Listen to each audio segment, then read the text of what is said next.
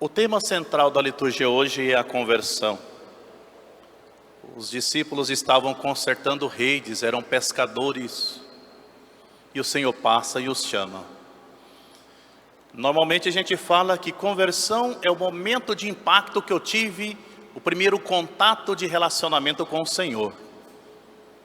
Deixaram tudo e começaram a seguir o Salvador. Converteram-se, mudaram de vida. Às vezes, mesmo na minha situação de padre, eu peço às pessoas, rezem pela minha conversão. O senhor agora quer virar crente? Quando se fala em conversão, a gente pensa, mudou de religião. Converter não é isso.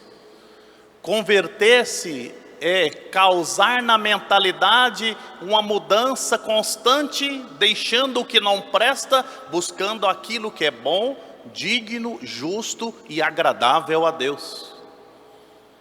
E enquanto nós caminharmos sobre a terra, todos nós precisamos de conversão.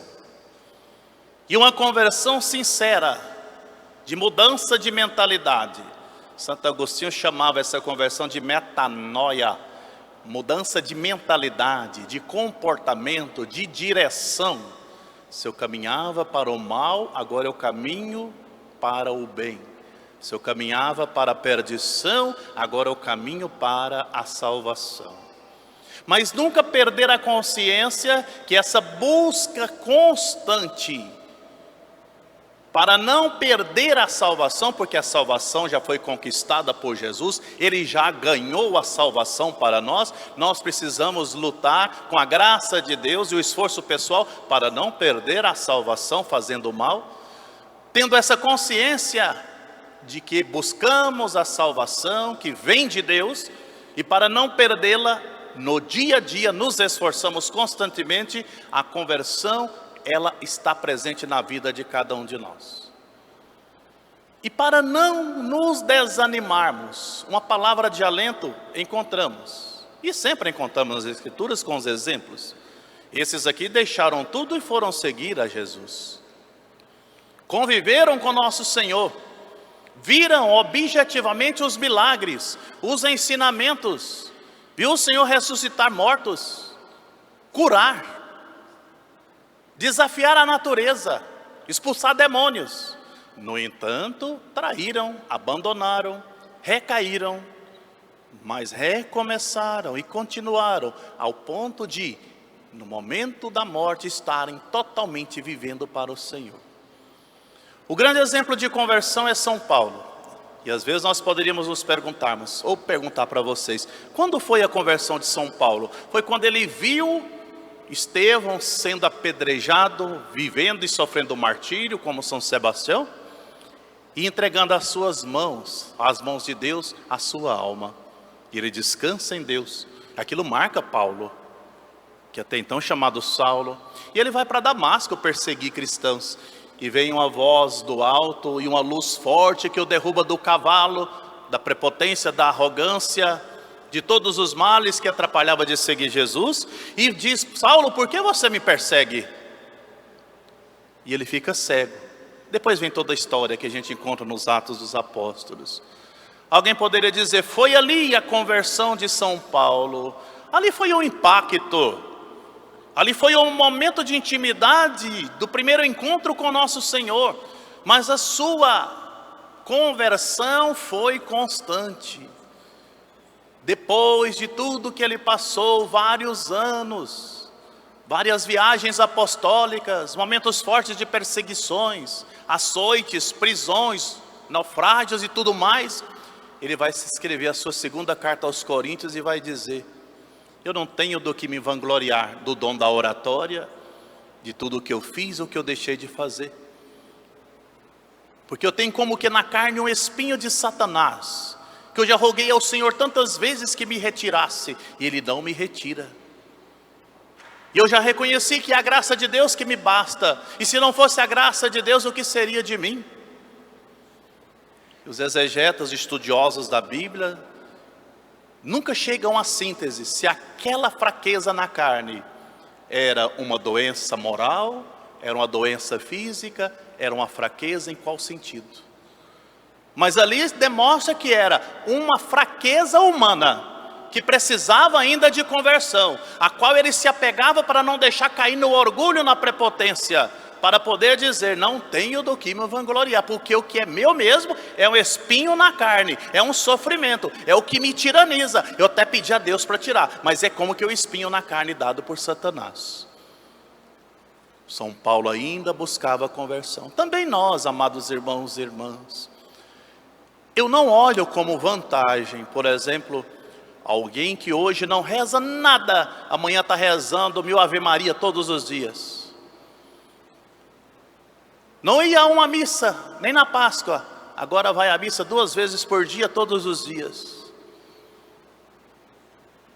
Isso não quer dizer conversão. Conversão significa perseverança constante na graça de Deus, na busca do bem, na presença divina. Mostra-me, Senhor, os teus caminhos.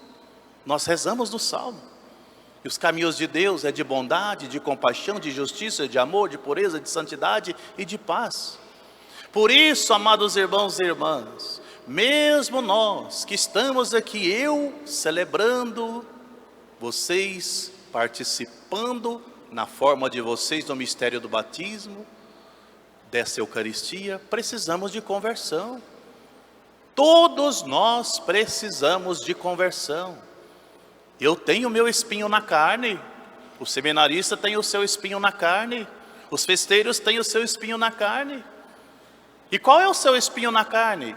Que ainda tira a sua paz, que te dá insegurança, que te dá medo, que dá receio, que talvez faça com que você pense, se eu continuo nisso, ou com isso, ou fazendo isso, ou deixando de fazer isso, eu não pertenço a Deus, eu não busco a Deus, eu não estou no caminho de Deus. Preciso de conversão. Nós precisamos de conversão. Às vezes eu me coloco a meditar diante de desafios da maneira de comportar de alguns cristãos. Uma vez eu passava por uma tribulação muito forte de pessoas de frente de igreja, de desavenças, de problemas. O festeiro pode até dar testemunho. Eles passaram por dificuldades, contrariedades.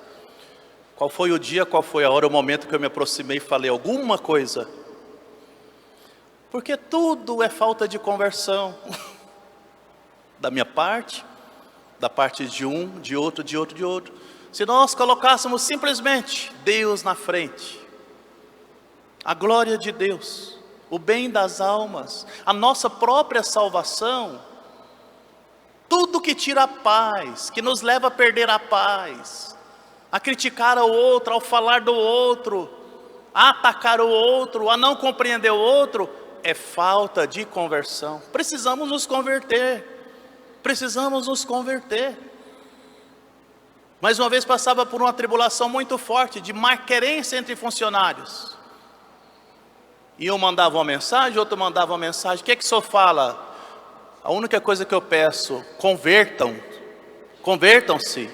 Não adianta ficar dentro da igreja, blá, blá, blá, blá, blá, blá, não, que esse coração desgraçado, sem Deus, com essa fofocaiada, com essa perseguição toda, um falando do outro, um querendo aparecer mais do que o outro, um atacando o outro, um querendo ser mais do que o outro. Isso não é de Deus? Isso é contra testemunho? Isso não pertence a Deus? Conversão, conversão. Nós precisamos de conversão. E o tema hoje é esse.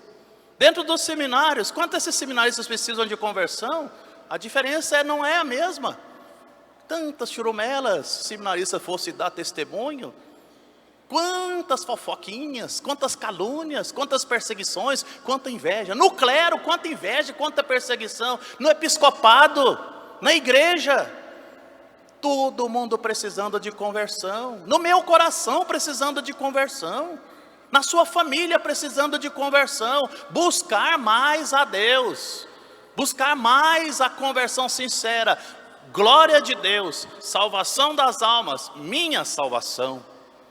Se deixássemos de lado o interesse particular, de tirar proveito de tudo, de aparecer para os outros, nossa vida seria muito mais simples, muito mais tranquila, porque já viveríamos a graça da conversão perfeita.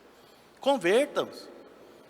Quando se fala em conversão, o povo só pensa assim: deixa esse pecado, deixa aquele pecado, deixa aquele pecado. E uma outra coisa, o povo pensa que pecado é só sexto mandamento. Gente, não é não. O maior pecado do mundo se chama orgulho e vaidade. E é esse orgulho e essa vaidade que acaba conosco, que faz a gente perseguir, que faz a gente caluniar, que faz a gente fofocar, que faz a gente derrubar o outro, que faz a gente matar, que faz a gente criar toda situação de maldade. Converta-se. Melhor maneira de xingar alguém é essa: converta-se. Vê se converte. Mas não é virar crente não, por favor. Não é isso que eu estou querendo dizer. Converter é aceitar Jesus com o seu amor, com a sua plenitude de ensinamentos de verdadeiros cristãos. Vejam como eles se amam. Vejam como eles vivem na presença de Deus. Vejam como eles levam Deus a sério. Irmãos e irmãs, precisamos de conversão.